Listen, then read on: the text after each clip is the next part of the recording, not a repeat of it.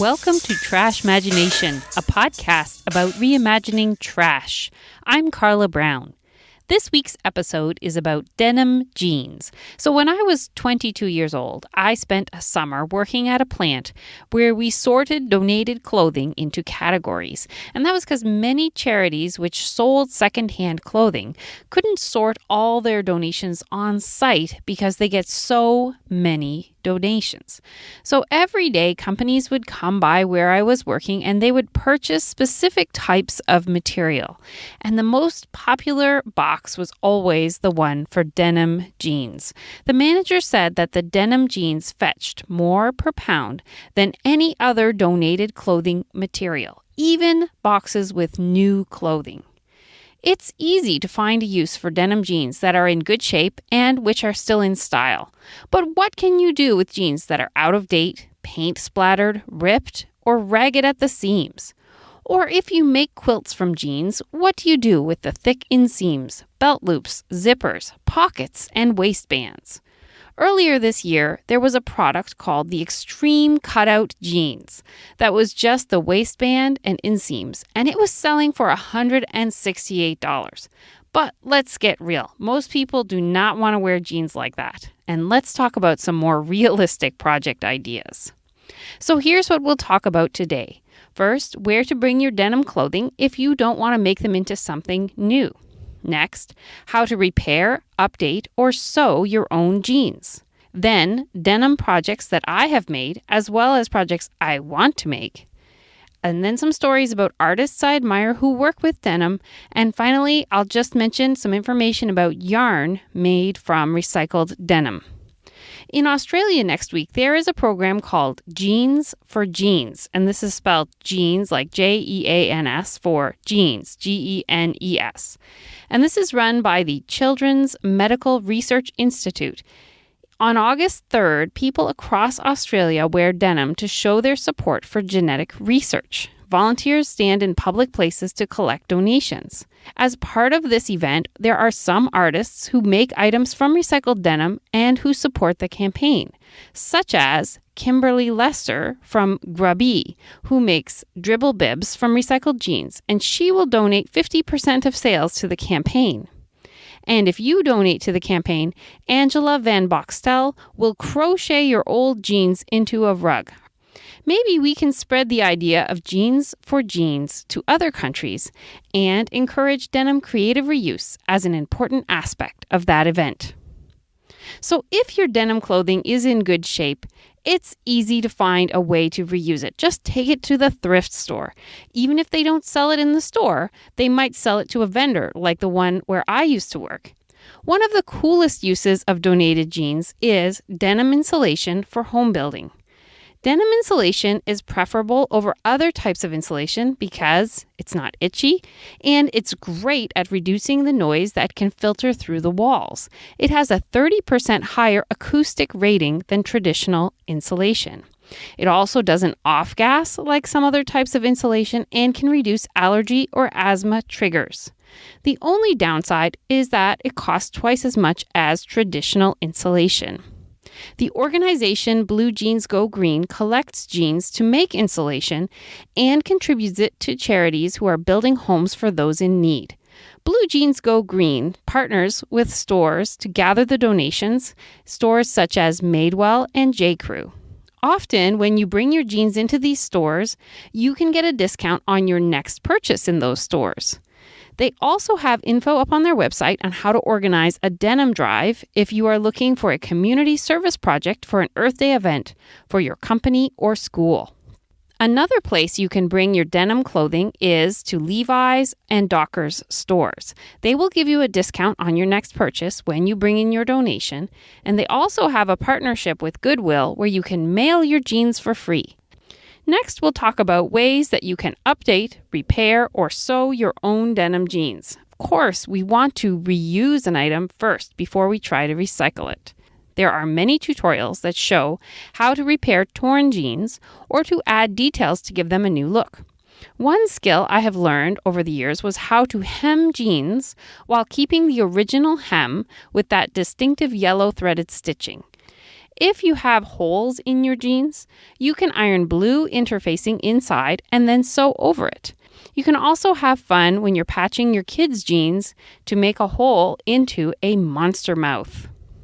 There are tutorials showing how to make your jeans fit you better so you wear them instead of buying new ones.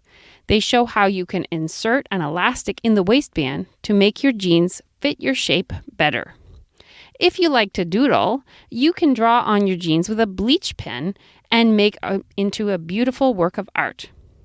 I will also share a video in the show notes that shows how to embroider in and out of those yellow stitches to add a flourish to your jeans.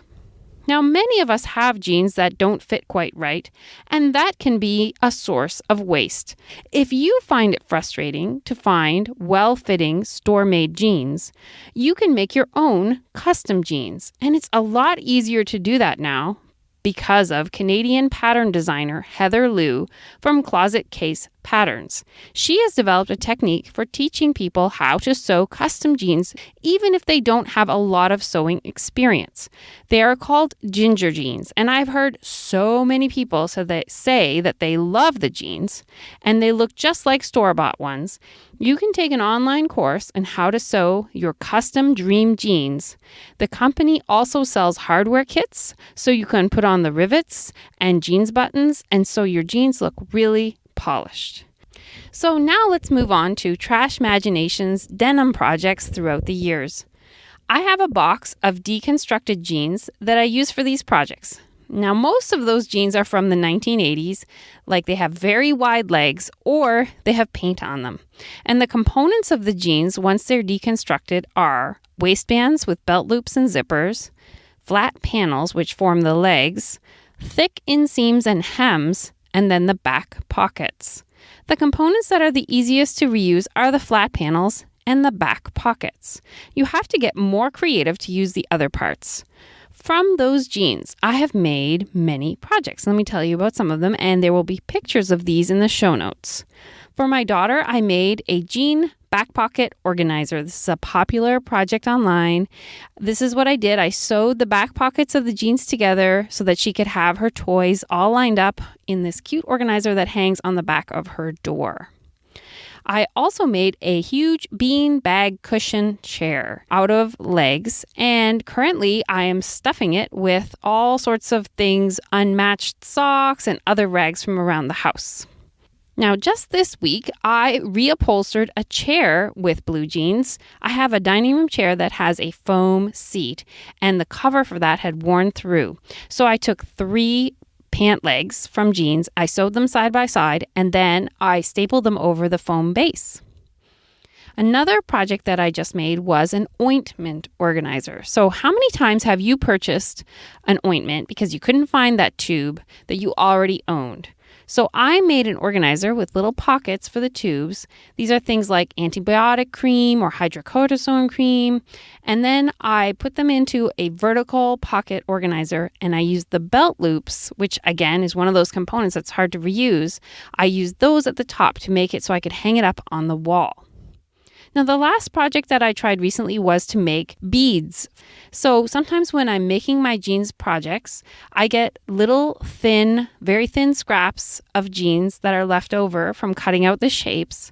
And I was inspired by the work of Harmony Lawrence, who makes beads from rolling denim strips.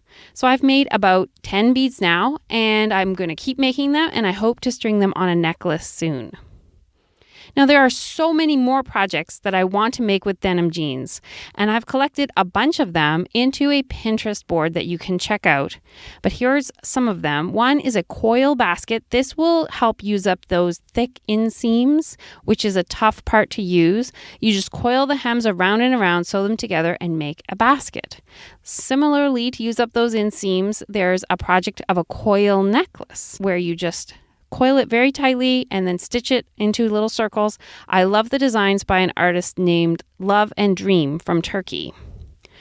Now, the Finnish artist Valin Villapeta has a free tutorial on her blog showing how to make a super cute baleen whale from recycled jeans. And I would love to make that. This is a combination of blue denim and gray denim.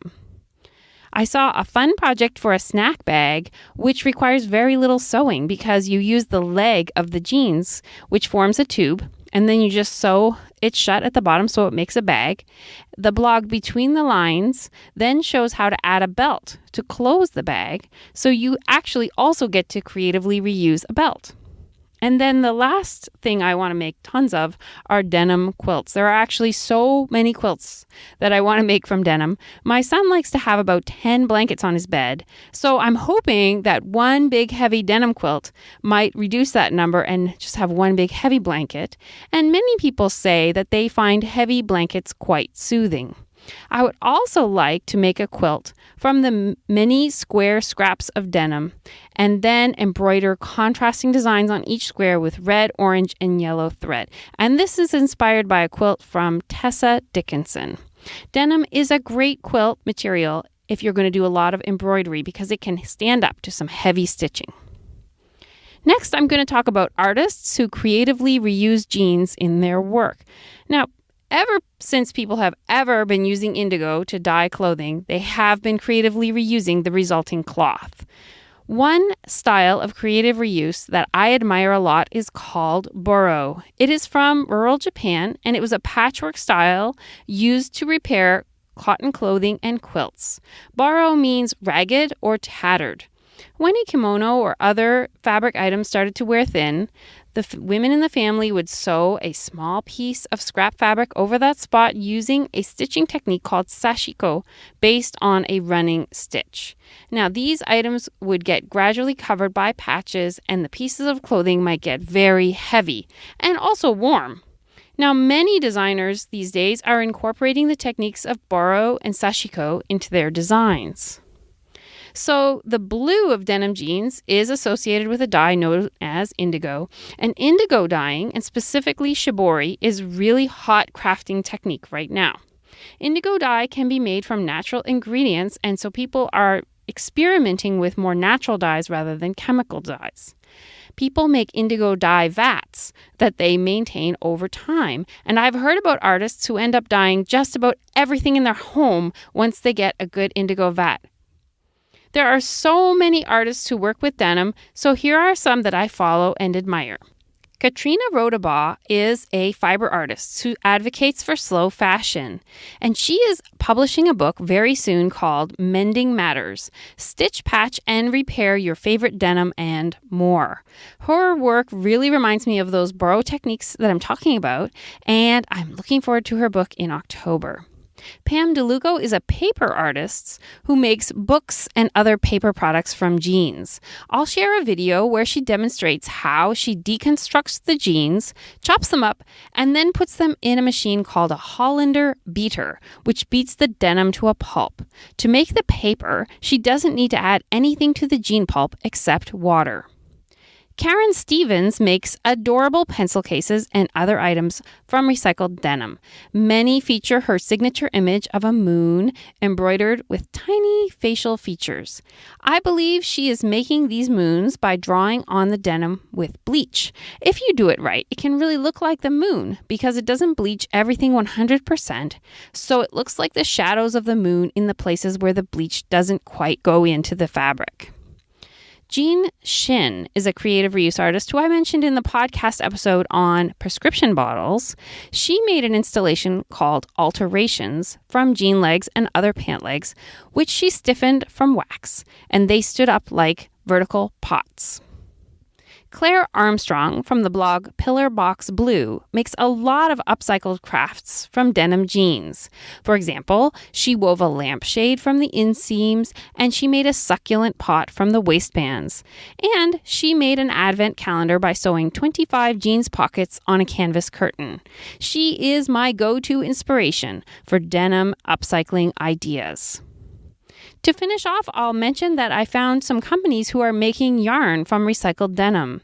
One thing that's really fun about this type of yarn is that it has a variable color, which comes from the natural fading of jeans.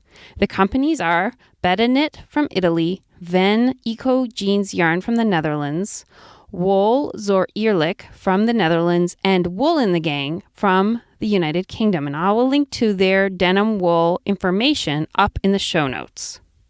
So thank you for listening. I hope you got ideas for how to creatively reuse denim jeans. I would love to hear about your creative reuse projects for denim. Just email me at trashmagination@gmail.com. Until next time, may you see denim jeans as a source of art in your life.